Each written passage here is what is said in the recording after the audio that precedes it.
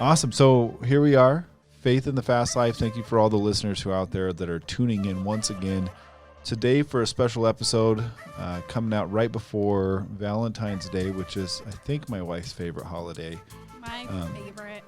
Her favorite holiday. I have my beautiful wife, Alexis, with me today, and we are going to just talk love and marriage and just how crazy, what God can do through craziness, right? Many of you have listened to episode 1, which is my story, which if you've heard it on that, or you've heard it on the Foolishness podcast with Brian Sumner, I talk about this amazing woman who came into my life that I believe was the angel sent by the Lord to save my life. And here she is with me. So without further ado, my beautiful wife, Alexis, welcome. Hi, thanks for having me. Yeah. Thanks for always being with me. Of course. So we guys, as we go into this, not knowing what to expect as usual. Like, we are an unscripted podcast. We didn't write down notes. We didn't do anything. We're just here to talk. So as we go back in time to the story, we met in 2015. Mm-hmm. I was fully amidst cocaine addiction at the time. We went on a date. First date was the drive-in movies. Mm-hmm. Do you remember what movie he was playing? So it's that funny one. I think it was like Spy or something. Spy? Spy or something? I don't know. I don't remember either. We took my truck, everybody. So we took the truck. We sat in the back of the truck. We put some pillows and blankets back there, and we didn't watch any of the movie. Wait, no. Let's start with okay. So we Facebook, right? You found me on Facebook. Yep. I was actually dating somebody at the time, but then ended up going through a breakthrough. A breakthrough. Well, it might have been a breakthrough. Like, if you really think about it, breakup. That might have been a breakthrough. But going through a breakup, and I remember you just giving me time. Like, I hadn't heard from you at all. And then you started to pursue me. Gave me a few weeks to kind of get through that, which, it wasn't super devastating, but you were a gentleman about it. Gave me my space, and you asked me out on a date, and we did. I remember you pulled up, and I was super nervous because, let's all face it, Facebook has some creepers out there. So you never know what you're getting yourself into. So I come outside, right, my garage, and I come down the driveway, and I instantly reached to shake your hand. Yeah, she went to shake my hand, everybody, and I actually gave her a hug. I said, "No, we'll hug this one out."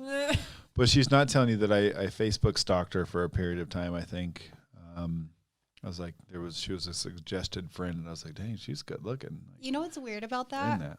Is I don't add people I don't know. Even then, isn't that weird? I just realized that I didn't add people that I didn't know, or that, especially guys, as a girl, sometimes there are people that pry on there, and there's, people just add you because of the way that you look. And clearly that's why you were adding me, but there's some truth to that. But at the same time, you're a beautiful girl. I'm like, man, okay, she's a suggested friend. I'm going to add her. But something bigger, if you will, as the story unfolds, guys, you'll start to see God working through it. You chose to add me, which, like you said, you don't normally do. She was coming out of a relationship, or was in a relationship, and I was like, all right, cool. I didn't keep trying to pry, the guys out there, the girls out there that's listening to this, I wasn't going to keep trying to pry. If she's in a relationship, it's not my job to break that up or anything else, right? Especially now. And at the time, you guys have to remember that we weren't following Christ at all. I had no relationship. I had no idea. I had none of that. And I didn't either. Well, I had that foundation, but I think at that time, I was drinking and partying and, dating all the wrong guys, finding myself. And this was just a relationship, unfortunately, that, was out of sin and was out of the party life and party style. And so that's where I was. Yeah, but I left that alone, right? And as Christian men now, we know that, for any single men out there that are listening at this point in time, you need to look at every girl, every woman out there, and recognize that she is a child of God. And when you think about that, when you look at her, you want to honor God. So you need to honor her. And vice versa for girls, finding that good godly man. But I don't think I knew what to look for because I didn't have that basis, so I was finding myself in all the wrong situations at that point. Right. And so once again, God working through this, I kind of gave you your space. Time goes by. You end up going through a breakup, still gave you some time. And then at that point, we, I asked you out on a date, right? We got talking a little bit on Facebook. I tried to shake your hand. Tried to shake my hand. I remember, though, we got in your truck and you asked me to sit in the middle part of the truck and you opened the door for me. Guys don't do that anymore. They don't do that. And I had never, super weird. I felt uncomfortable by the fact that he was opening the door for me. I was like, this is awkward. Oh, is he one of those type? Is not dead. I literally, in my mind, was like, oh, he's one of those. Like, what's wrong with that? Like, what was in my head that made me think that there was something? And to this day, my husband opens my door for me. And it's never died. That's something that I love. I think the only time I don't do it is like if I'm putting our son in the car. Well, yeah, life gets crazy. But when it's you and I on a date, like you open that door and you're very gentlemanlike, and I hope that our son can. So I always say, like when we talk about my story and stuff, I always like to joke and say that, I was living a Christ-like life-ish, if you will. I was very giving, very gentleman-like, even though I was stuck amidst that addiction, right? So we move forward. We go on that first date. We didn't really watch the movie because we just talked the whole time, right? Like, Wait, everybody's... you missed another part. I did? Okay, so we end up at the wine bar, which is a place here in Pueblo. They have appetizers, whatnot. We go in there, and my mother and her husband's in there. So you met my parents on the first date, and it was super awkward.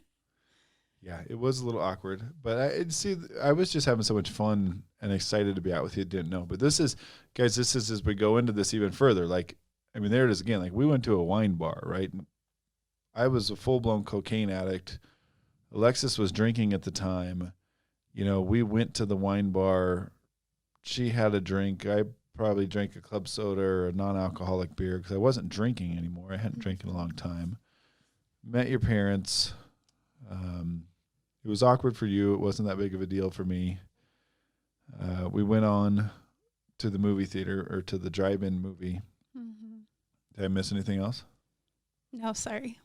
It's just like all these little memories are popping back in my head. Right. And so we go to this movie. We didn't make out the whole time. That's why we didn't see the movie. We literally talked the whole time. And I can't remember ever having anything like that. And we just talked and talked and talked. And as we left that movie that night, I was just like, wow. And then I remember pulling out of the drive-in and I played a song. I think it was an Iration song. Yeah. And you were jamming out, and I was just like, wow, like, this is awesome. Like, this is so cool. And so jamming out. I picture me like whipping my You were. I mean, pretty much. Like, that's what I picture it in my head, but you dance way better than that. So, but we leave there, and I take you back home, leave the night. We go on some more dates from there. We start dating, and things aren't perfect by any means. But I think I don't know if you knew, but I knew that I loved you. I knew that there was something special. But listeners, what she didn't know, and I did know, was that the dark little secret that I had. So there would be times that we would have plans, and I would, cancel the plans. I had something come up. I couldn't come do this. I couldn't do that. And you thought that I was cheating on you. Right. I mean, so tell us more about that. Like, what's that like? It was weird. Okay, so I, of course, had interest, but then it felt as though you couldn't wait to. Okay, so we would go somewhere, and it felt like you were eager to get me home. And I'm like, this is weird because, like, one moment it felt like you were just so happy to be with me, but then in the next moment you couldn't wait to get rid of me, and I was like, there's something, like, honestly, I thought it was girls. I'm like, all right, this dude's going to call somebody else or. So we broke up. Yeah. Because I just felt like I honestly thought that, you were seeing other girls and. Yeah. And so there was something there. We had been dating for a couple months, or something like that. And it had But grown. It had grown. And I think like because it was growing, I was afraid of what I was starting to feel. And I knew that there was a secret. I mean, I'm not an idiot, you know, like I knew that there was something. And so I was also fearful of completely letting you in. So I was very guarded. And so, yeah, I just completely, and I think, you know, we split, I was like, I can't do this. And mind you, I had a 2-year-old at the time, you know, so I think I was kind of looking for something more serious, but it just felt like there was, like, you weren't fully giving me yourself. you're going too far back because he was 4. Oh, 4. Old. Time flies, right? But yeah, so I mean, there was that dark secret inside me, right? So it felt like a mistress. It felt like cheating. So we broke up for a period of time. I kind of wooed you back, and then, you know, Lots of flowers, lots of love, showing that I really, because I truly did love you and care about you. But I was stuck in addiction, and addiction's been on our heart a lot lately here, guys. Like a lot of stuff that God's revealing regarding this. Obviously, I have overcome with the help of Jesus. We still have some family members that are struggling out there. One who's, you know, not doing great right now. And it just really opened up the door. So I want to take a moment to talk about that. We've had a lot of addicts who've overcome on this, but the perception of addiction by our world is so crazy. And I think that even my wife, up until recently, looked at, correct me if I'm wrong, but I mean, looked at addicts and just went, I don't get it. Why can't they quit? And that's because once I told her that that dark little secret was an addiction, she stuck by my side, and I didn't think that would happen. But she said, what's next? I think that that's when you said you knew you loved me. I knew I loved you when you told me you had an addiction. Yeah. Because it was the way that it affected me kind of shocked me because I was so devastated by it. I remember thinking like, why am I so devastated by this? Right? If I'm dating, it's like, oh, well, that's a lot of issues. That's a lot of baggage. Like, you know, let me move on, or, you know, maybe this isn't for me. But the way that it impacted my heart and the way that I felt devastated by it was a true realization that, wow, I'm really have strong feelings for him and I want him to do better. And I think because I could truly see your heart and who you are now, I could see that in you. And that was the person that I loved.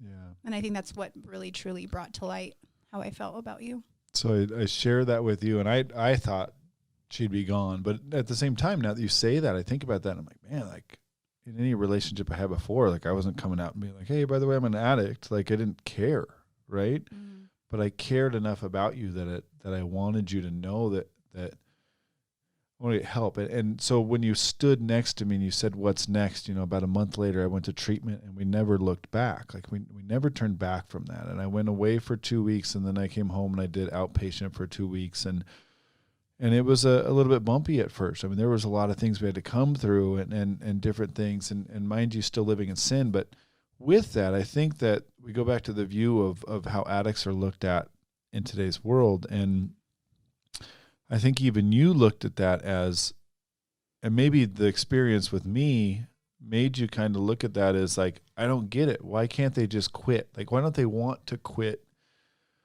like I did? Because I wanted it. I wanted to be better. Very close to me that was still fighting addiction. And I've seen the pain that it's brought upon others, you know, and also having met you and then my feelings for you growing, and then having you tell me about your addiction and the way that it devastated me. I was frustrated by addiction. Mm-hmm. I was frustrated by the way that it affected everybody around him. And to me, like, I felt like it was a little bit selfish because I didn't understand it. Right. You know, I think addiction is a struggle for a lot of people. I don't know if it was necessarily a struggle for me. I mean, I've experimented, I've done my stuff, but I left it behind me. And so I couldn't understand why. And guys, the way this comes into the story and why I'm bringing this up is because I think that it's important. I want people to know, and I more importantly, I want everybody to share this, because the world needs to know that, you know, everything that's happened with COVID, all this stuff going on is just the devil dividing us. And addiction and alcoholism has been one of his tools for a very long time. I believe, and I think most would agree, that behind every addict or alcoholic is Satan. And I picture it as he's like the puppet master, right? Like he's literally has these strings of addiction on these people, on God's children. And yes, listeners, yes, those addicts, they choose to do a drug the first time, but they don't choose to become addicted to it. I didn't choose to be addicted to cocaine. I didn't choose to become an alcoholic. I was running for something. Once Satan knew he had me in that realm, he was able to really get a hold of me. But I knew I had brief moments of sobriety, and that's why I think you were sent to save me. I had never understood that concept until recently. And even having, my husband who's battled with addiction, I've become more sensitive to that and understanding more. Even when Nick came out of treatment, there was times where I was like, where were you? Completely like, oh, he's using again. And I just didn't understand it. And I remember you coming into the bedroom and I had questioned you. You were literally cleaning my car, which was a filthy mess 2 hours later. I made a quick trip to the car wash to go clean this car. And like quick. 2.5 hours later, like I had 3 boxes of stuff coming out of the trunk. But thankfully, right, that was a lesson because you had come home 2 hours later. I was upset. I thought that you were out using drugs again. Yeah. I didn't believe you. And I remember seeing this look on your face and you saying literally, you questioning me makes me feel like, what is the point? What is the point of holding my sobriety, right? Not that you wanted to go use again, but it was almost like you're making me question myself. Yeah. And I remember that feeling in my stomach and God moments right before you're close to God. You look back now and you're like, oh, that was a God moment. That was a God moment for me because I felt this voice come over me of like, quit questioning him. Give him the accountability. Give him what he deserves for the work that he's put in and completely trust him, And it was at that point that I told him, I will never ask again. And I don't think I ever asked you again. You never did. You really never did. And that's one of those things, like, as you don't understand it, you don't understand what's going on. And for me, like, I wanted it. And you were kind of the catalyst, if you will, that God sent to really pull me out of that. And, backtracking a little bit, to once I told you that I had the addiction, you kind of fell back to your roots of being raised in youth groups and different stuff and begin to pray over me. Mm-hmm. And so I think this is probably where God really started working in our lives. Mm-hmm. And this is 2015, guys. And this is, I've been sober for 6.5 years or something at this point. And we never looked back, but addiction is just looked at completely wrong nowadays. And we think that, addicts are these crazy sinners. And I'm sure, yes. I mean, there's people out there. And to remember, guys, like for those you watching on YouTube, I'm wearing the sinner shirt, right? And on the back it says forgiven. And thanks to Ian at CXXII Apparel for hooking that up on a little plug. If anybody is listening, Fast Life 15 for 15% off with Ian.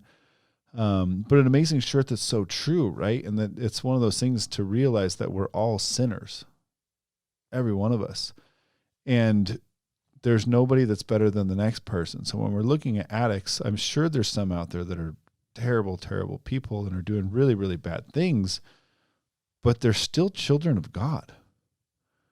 And there's other ones out there that got caught up in this mess, and Satan is controlling them and using them and dividing. As a puppeteer, he's dividing, right? He's dividing their family. He's dividing their parents.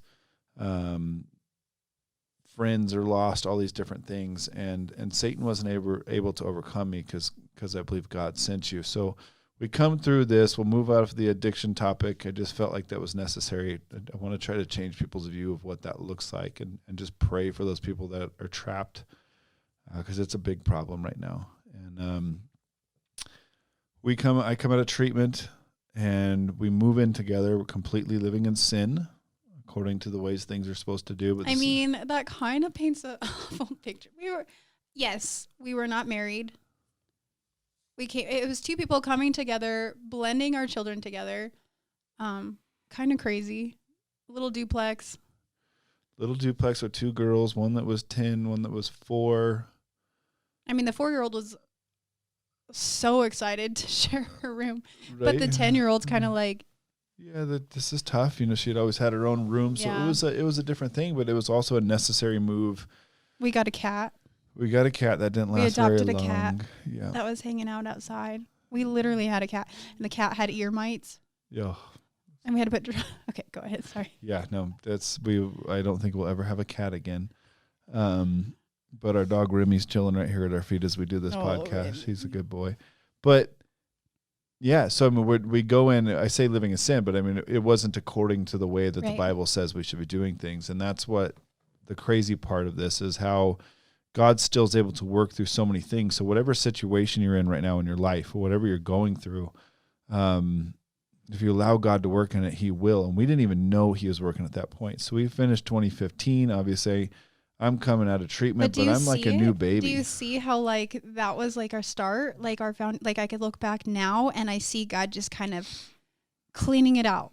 He was cleaning it out. He would, the addiction, my lifestyle had changed. We had moved into this duplex. We were completely starting fresh. We were at a new beginning, and I always say Nick was like Bambi. Like when he came out of treatment, it was like him trying to get his legs from under him, like learning, right? And he almost had this like brightness about him in his eyes of like new. Yeah. Just this new look, this excitement, almost afraid, like fragile like state. And this is where we begin. Well, and I had this overwhelming feeling that if I wanted to have success in this, a lot of things had to change. And we were even looking at buying a home in this, we were living in this duplex, and, it's very small. We started looking at homes shortly after, and we were even looking at one that was, another 30 miles away, just to fully pull us away to set. And something spoke to you and said, nope, that's too far away. We ended up buying this beautiful little house that the second both of us walked in, we went, this is it. This is perfect. It was so cute. It was like this little country, like bright yellow, like so yellow it hurts your eyes. But it was so cute. Like it had a big yard, like not even a yard, like just acres, right? Yeah. Of just, I don't know. It It just was felt an like old home. house. It wasn't anything super fancy. No, It just fit. and I Like something loved was it. right about it. So once It was again, warm. something about that felt right, and it was home, and it's really where we started our foundation, right? So from there, this is now 2016, we knew we needed fresh. We knew we needed different. So we got away from those old lifestyles. We got away from some of those people, which some of them may have really been good friends. And I hope that some of them are listening right now. But we had to change for us. Yeah. We needed to get away from those old things that could suck us back into the patterns of life that we were doing before. And we did that. And We broke the pattern. We broke the normalcy in our worldly life. Yep. And even though in 2016 we didn't really start to get close to God, but something told you, hey, we should start trying church. And I remember you saying that. And we tried a few different churches in 2016, especially towards the end of 2016. So this is like a year after I've been out of treatment. My wife called me Bambi, which is so true. Like I had different outlook on things. I think I wanted you to maintain that. I do. And I think that's what put me in having my foundation, or, just knowing church as a child. Like I knew that that's where you could almost keep that. And now I see that was childlike faith, right? Yeah. Then it was Bambi, you were fresh, you were new. But I feel like new believers and just that like childlike faith, I knew that in order to keep that, like we needed to plug in. Yeah. Yep. And I didn't hesitate at all. I said, yeah, let's go. And we tried some different things, and nothing. I mean, we were through the summer, definitely weren't like out there going to church every weekend. We were at the lake every weekend, Mm-hmm. but as fall came, we started to try more. And at the end of 2016, in October, we went to a trip to Vegas. Actually, in September, we were in Florida, and I think she thought I was going to ask her to marry me in Florida, and I didn't. Don't even. And I was so mad. She was mad. She was mad at me. But we won't go into details. We're going to save that for another story. But we went to October with some good friends of ours, and we went to October. We went to Las Vegas in October with some good friends of ours, and Daniel and I snuck off, and you were questioning, and Tiffany knew what was going on. You had no idea. She's trying to keep you occupied, and the next thing you know, we're at the top of the Eiffel Tower. It was getting weird. It was getting a little weird. It was you were curious again. You were so if everybody speculating. okay, we're taking the elevator up and everybody starts kind of acting weird, and I'm like, are they afraid of heights? Like, what's happening?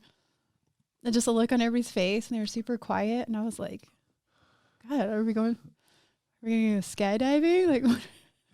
She isn't admitting that she was getting super nervous as well. So she didn't like the heights. We got to the top, and I asked her to marry me, and she graciously said yes.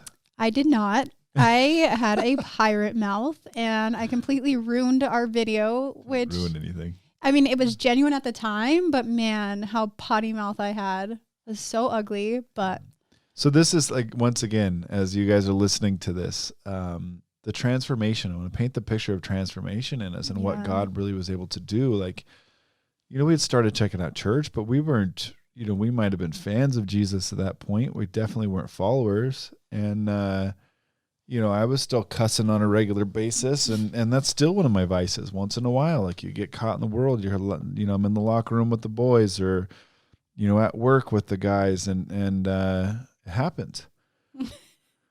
And I asked for forgiveness. Like I said, I'm still a sinner, right? But at this point in our lives, in 2016, this is pretty normal behavior. And still part of the world, but knowing that there's something greater and feeling almost like a pull towards a different direction and almost feeling awkward. Can you say that? Like, do you agree that like we were like trying to find our place, but it wasn't in the old life anymore?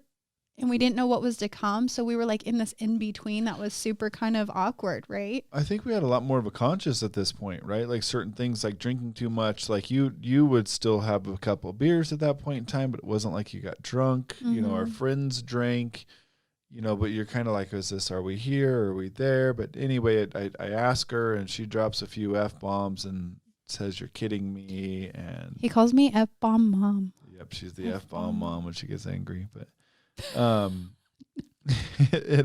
we're still sinners, guys. We're still sinners, and God loves us. It's rare, and I don't walk around like that.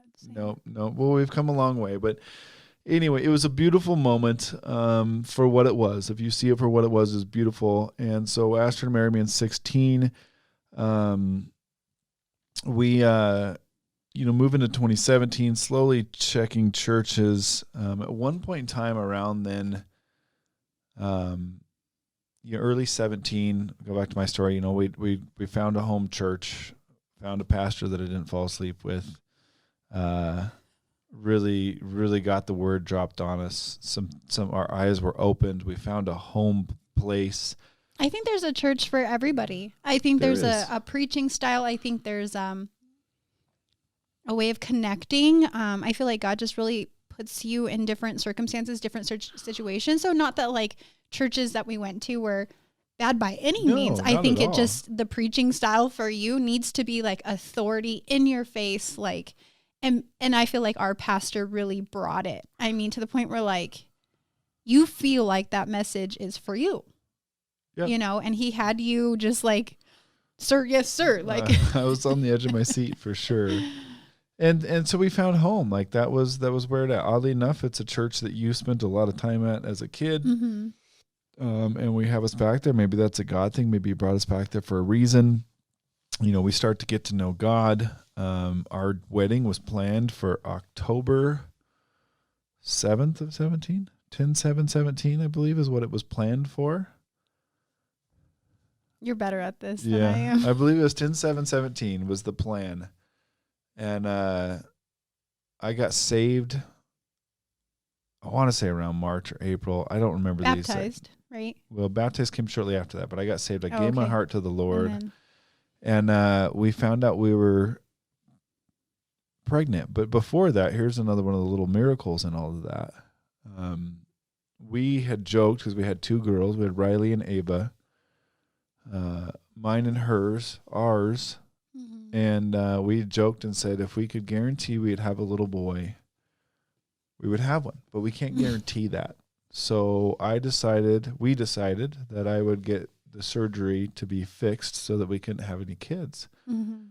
And shortly after I was saved, we found out that we were pregnant with Mason.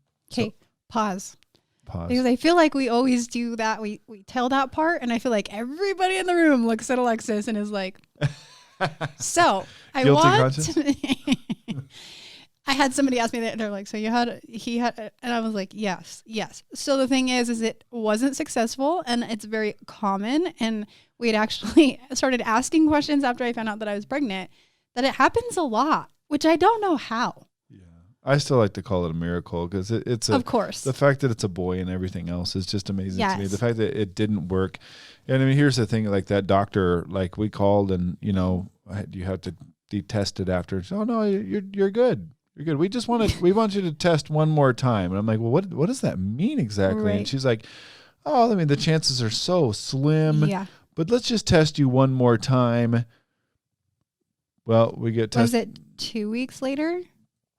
It had to have been like a short span time later that I found out that I was pregnant. Yeah, all of that kind of a blur in the time frame. But anyway, we find out we're pregnant. So obviously we weren't married. We were having sex out of wedlock, which the Bible definitely frowns on that. And I will use this moment for any of our younger listeners and for, once again, people to share like just something that God really spoke to me here recently about premarital sex, and something that I wish I would have known as a teenager. I already mentioned that looking at every woman like a daughter of God. And if you want to honor God, you need to honor that woman. But premarital sex, it just opens up the door for Satan to come in and just ruin you with everything. Guilt, shame for the women, I'm sure, and I'll let you elaborate on that in a second. But doubt, self-doubt, as a teenage boy, I got into this world of, was I good enough? Was I big enough? Was I satisfying enough? All of these questions that fill your head, and it's 100% from the enemy. As a girl, what was it that you felt that the enemy put on you? I actually saw a post the other day. I don't know word for word, but it had just talked about how for a woman, we are made for that one person. And when we're sleeping with other people, we're giving ourselves to other people, how emotional we are, we're giving them a piece of us. So in long term of sleeping with other people and just, I hear about the one night stands, or, it's not just a one night stand. And that person walks away with a piece of you forever. And that emotion, that scarring is stuck with you for a long time. And I'm talking for experience. I'm not sitting up on my pulpit at all, of knowing that there is a sort of emotional attachment to, the other sex, and when you give yourself to somebody, and I knew it, and I knew that feeling of just being completely used and empty, and just questioning, yourself and feeling dirty. And a lot of that plays out now. I feel like sometimes in my marriage of those times, and I know that I'm new creation in Christ, but if you can stop it now before ever entering into that with somebody, just know that that's something that you're going to carry with yourself for a long time. Those are not, those feelings that you get are from God, and God created sex. He created it to be incredible, but He created it to be a blood covenant between a man and a woman. And you can go deeper. And you say that, and I knew that as a kid. I mean, everybody here, it's the same thing. But I mean, for those who are like, oh yeah, I know, I've heard that plenty of times, like, and you don't get it, like you don't. Yeah. But it's like you come into your spiritual maturity, you come into your adult age, you come into a marriage with somebody that you truly love, and you're like, man, like if I didn't have this trauma, or man, like there's still things now that I need to work on to truly heal from those times, those things that I did of my past, so my marriage can be better.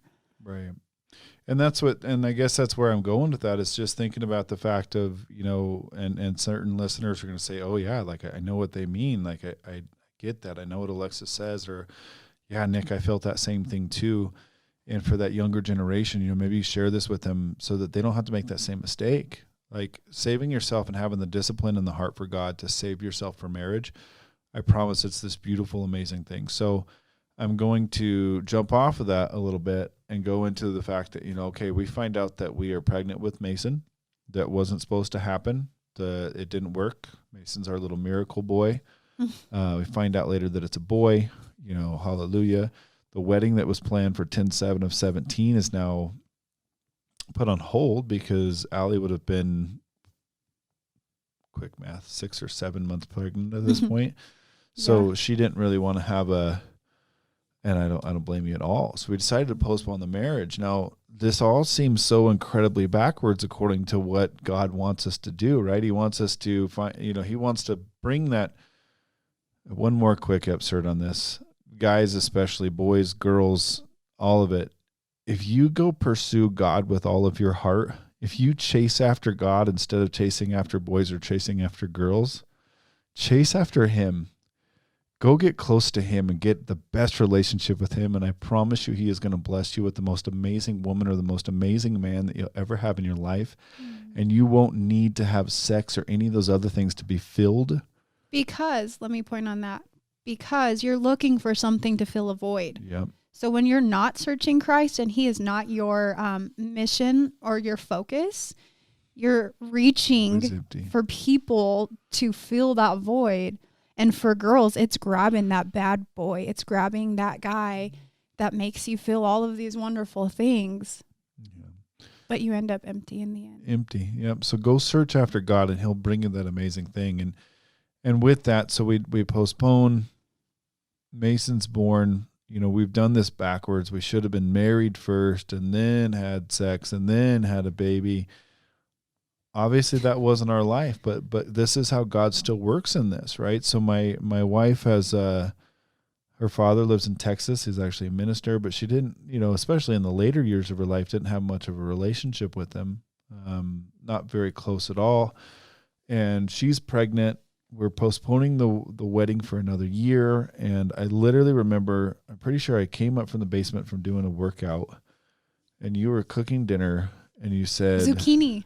I remember it. It's a God moment. I'm telling you, when it's a God moment, you remember it distinctly. You remember details. I'm cooking zucchini. Okay, go ahead. You go. No, you finish it. I mean, you're cooking zucchini and you turned to me and what? Well, what point are you going with the fact that like in that moment, I just felt that, I hadn't had a relationship with my father. It wasn't a bad relationship by any means. I think it was just so separated by distance and time. And I think that I, had gone on with my life and he had his family, of course. But I think it came to that moment and I don't know exactly why. And God was placing him back in my life for a moment. And you'll see why, but to reach out to my father and to reconcile, right? Yeah, if you will, just to build a relationship. You just said, I feel like I'm supposed to go see my dad. And this, that came, I think, I can't remember now. Was Mason already born at that point? Or were you still pregnant? I think so. Cause we were planning our wedding and, okay. So and maybe that was another thing, like a whole sentimental thing of just having your dad there, Right. So I was a little misspoken there just on the timeline. So Mason is born. He's born January 4th of 2018. And it was shortly after that you said, I feel like I'm supposed to build a relationship with my dad. And we literally booked tickets. We went to Texas. And this was really the start of God really working on us and relationships. So we're attending church. We're going. We're doing our things. I had shared my story with the church. Now we're going to Texas. I meet your dad for the first time, which was pretty intimidating at first, but then now I'm going to have a great relationship with him. But long story short, I see God was like working out all of these relationships in my life and not necessarily working them out for like long term of like, oh, you're going to have this close relationship. Like he's very busy. I'm very busy. But I think it was ultimately getting there and truly having that conversation and finding the forgiveness in my heart, and him, just being able to see that people are human. And when we put expectations on people, we get hurt, right? Always So let like down. God just really took us on this lesson of almost visiting our past, and like just all this whole year worth of just cleaning out the closet before marriage. Yeah. He was just pulling out all of this stuff of just that we needed to face and heal from. And so I could be the wife that I needed to be, and you the husband. Yeah. And so, I mean, that was the thing about it. This is really where the journey really starts to begin. We would have been married in 2017. We found out that we were pregnant, and Mason's born at the beginning of 18. Now we have, the wedding is now set for 10/6 of 18. I'm looking at my wife really intently to make sure that that's actually our anniversary date. And what's funny is he's way better at dates and stuff like that than I am. I'm like, what? How many years? Yeah. Well, I think I'm right. But I've said a lot of dates already today, so it might be a day off, but I'm 99%. But anyway, so I mean, this is this opportunity. Wait, you're saying our wedding day? Yeah, 10/6/18. 6, yes. Okay. Oh, yeah, you're good. Yeah, I got it. So we head out there, and this is the beginning. This is God starting to work and starting to do these things to really, like you said, clean out the closet, right? Mm-hmm. You rebuild a relationship with your dad. Not that it was a bad relationship, just it wasn't much of a relationship. No, So yeah. you're able to get close. You're able to have some stuff going there. I get to meet him. I find out he's, a ministry, has a ministry out there called the Men and Ladies of Honor. If you're in the Texas area, check it out. Great things they're doing. They just built a new camp. So some really cool things going down there. And as we get there, like one of the very first things that we witness as we're there is we go to church with them, and Melissa and your dad are preaching a message at a church. Like a marriage message. So mind you, I hadn't seen him in years. We fly out, we're sitting here. So this was for us. I felt like what they were talking about really resonated with my heart, especially Melissa, talking about the Proverbs 31 woman. I don't know if you want me to go into that. Yeah, you share it. Okay. Absolutely. So just something that really, resonates with me as a wife, that prepared me to be a wife, coming up on our marriage, right? We were due to get married. It was right 5 after, months right, later, right. Yeah. So I want to go into Proverbs 31, and I'm going to come into 10 right here. It says, "A wife of noble character, who can find? She is worth far more than rubies. Her husband has full confidence in her and lacks nothing of value. She brings him good, not harm, all the days of her life. She selects wool and flax and works with eager hands. She is like the merchant ships bringing her food from afar. She gets up while it's still night. She provides food for her family and portions for her female servants. She considers a field and buys it. Out of her earnings, she plants a vineyard. She sets about her work vigorously. Her arms are strong for her tasks. She sees her trading is profitable, and her lamp does not go out at night. Her hand she holds the distaff and grasps the spindle with her fingers. She opens her arms to the poor and extends her hands to the needy. When it snows, she has no fear for her household, for all of them are clothed in scarlet. She makes coverings for her bed. She is clothed in fine linen and purple. Her husband is respected at the city gate, where he takes his seat among the elders of the land. She makes linen garments and sells them, and supplies the merchants with sashes. She is clothed with strength and dignity. She can laugh at the days to come. She speaks with wisdom, and faithful instruction is on her tongue. She watches over the affairs of her household and does not eat the bread of the idleness. Her children arise and call her blessed, her husband also, as he praises her. Many women do noble things, but you surpass them all. Charm is deceptive and beauty is fleeting, but a woman who fears the Lord is to be praised. Honor her for all that her hands have done, and let her works bring her praise at the city gate." So as they finished that message, Melissa had talked about submitting. Submitting to me was a bad word. And coming from a household where my mom is very strong and independent, mom was mom and dad in the household and took care of us and got the needs done. We never had like the manly, what the picture paints of a godly man who comes in and runs his household. So I had never been taught that. When Melissa had said, submit to your husband, I went, like, come on, because coming from a realist home about just a woman that was not something that you did. When she broke that down to me, and with that verse of I'm honoring my husband, I'm doing good, not harm. I feel like in a godly home when God is it's like a triangle, right? Isn't that how they paint it? So there's God, and then there's man and wife, and then there's the children. My husband is above me. In the house as far as his rank, right? It's like the military, if you will. But that is because his role is completely different. It doesn't mean that I'm less than him by any means. My job is so precious in the house for my children, for my husband to always speak life, to be the teacher of my children, to lead them. And my husband is very much the punishment, disciplinary,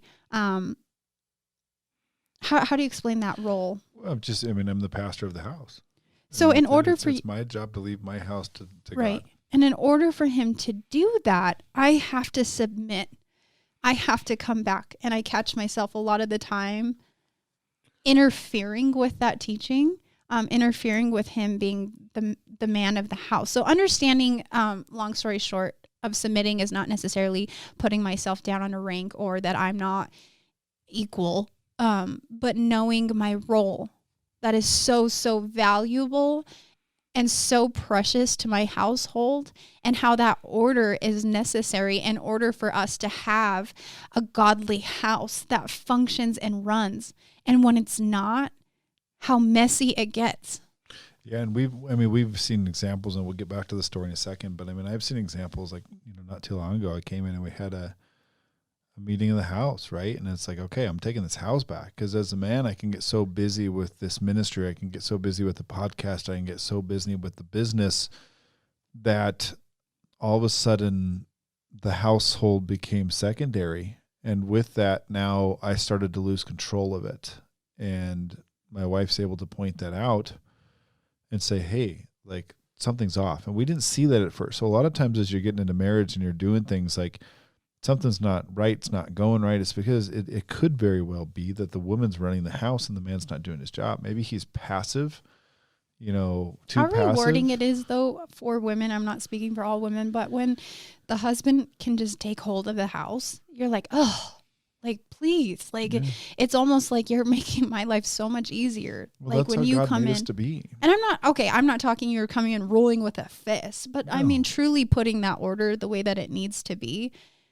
And that's talking, you even leading a family devotional, and that's getting in our word with our family, and just really just taking reins and control makes my job so much easier to teach and to be loving and to be. Right. Well, and praying over the house, praying at dinner, all those different things, like being the pastor of the house, leader of the house. So same time, we get to Texas, we're at this little church. I can't even remember the name of it, but it's like near downtown Dallas. Awesome little church. The roof is literally coming off the place in worship. Like, we felt the Holy Spirit there. It was so cool. Like, we walked in, we're like, where are we? Like, because it was just it was different. It was from what we different. Were used. Yeah. But man, this place, the roof was popping off in worship. Like, they were on fire for the Lord. The Holy Spirit was just flooding through us. We hear this message. Proverbs 91 speaks to her. She's able to talk to Melissa after.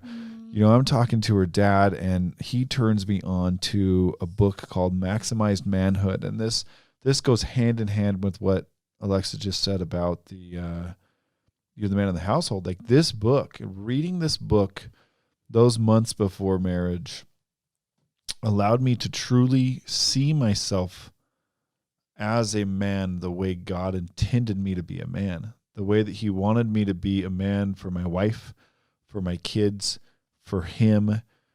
Taught me about how putting him first in life would make everything else fall into place for both of us. That's the key. You talk about the triangle. God is at the top of it. He's got to be first. We go up, not lateral, right? Like, everything goes up. And so that was an opportunity to feed in. And then a cool part that, I talked about in the Foolishness podcast that, cool to get your perspective on it. But we decided at that point, this is about 6 months. I can remember, this was March, I think. And that was October we got married. So however long that was, we came out of that and we decided at that point that we were going to be, we literally prayed a prayer. Celibacy. Yeah, we prayed to have our virginity restored and that we would be celibate, that we would not. I think people, they get confused about that. I mean, it's not that it necessarily comes back, but spiritually, right? Being cleansed, taking that vow of like, okay, God, this is what you want from me, and this is what I want to be honorable to you. Yep. And that was it. I mean, you can't necessarily restore the virginity like it's all new all over again, but God can do anything, yes. right? So we prayed that prayer, and then we spent the next 6 months, celibate, and we consummated on our wedding night the way it was supposed to be. I mean, mic drop. Well, and it's a godly thing, and it was incredible. It was amazing.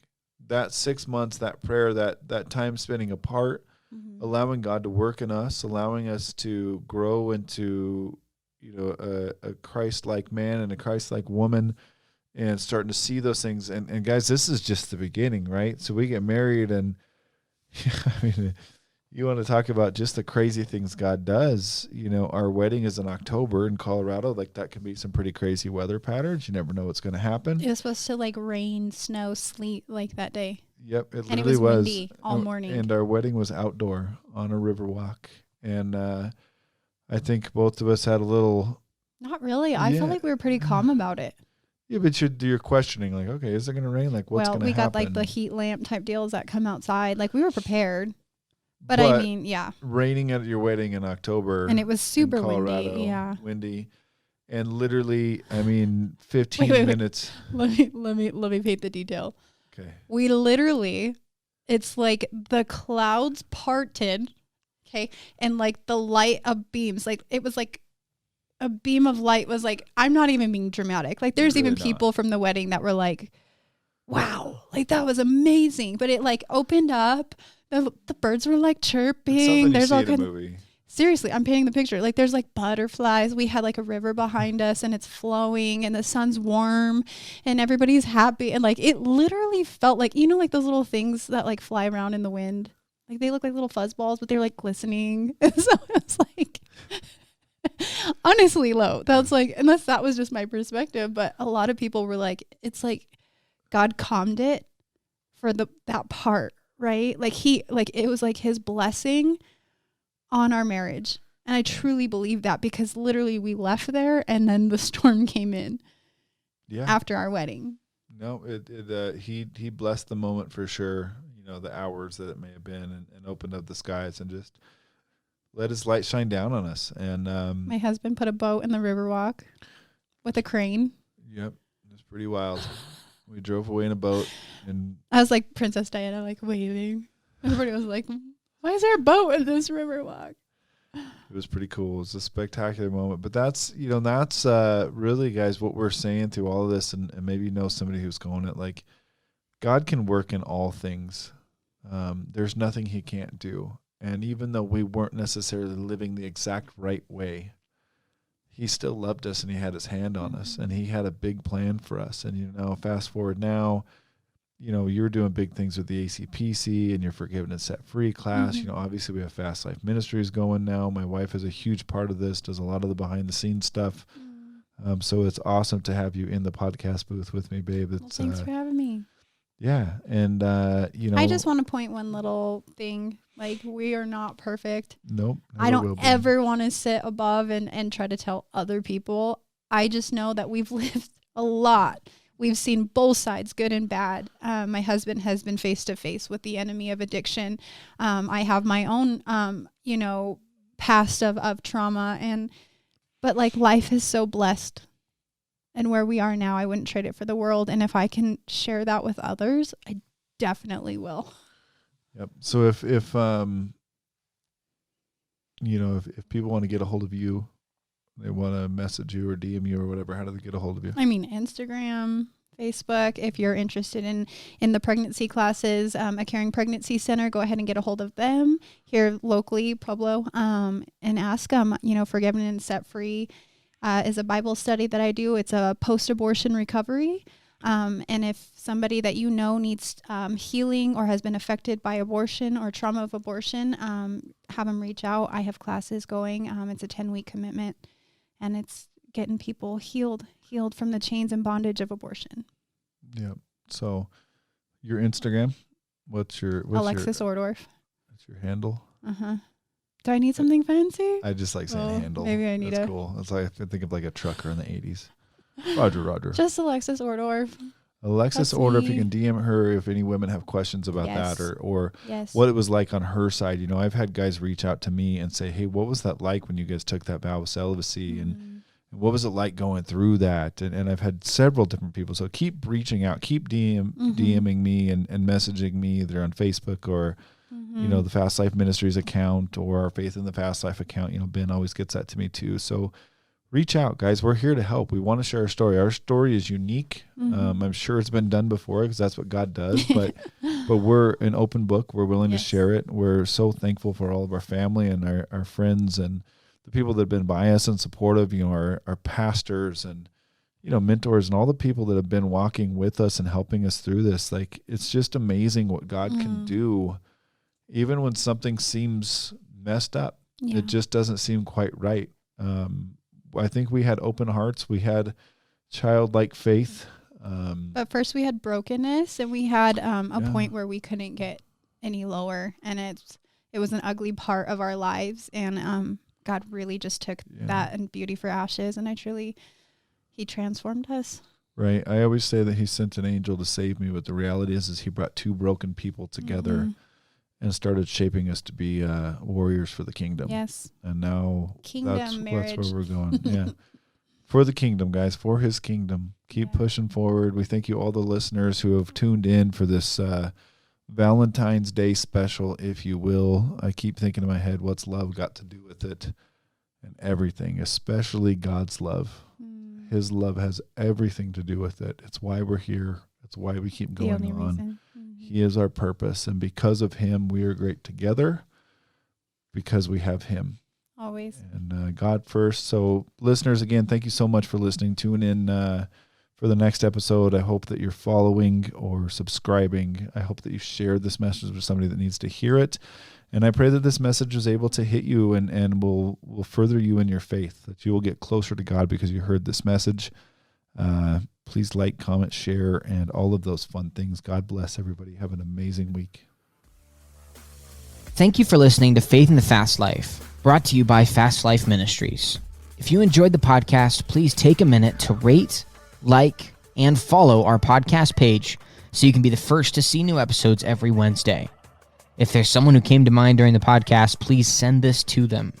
People like you sharing the show really helps us to get God's message out to a wider audience. Visit fastlifeministries.com to give to our podcast and keep us running. Thank you so much for listening. Have a great day.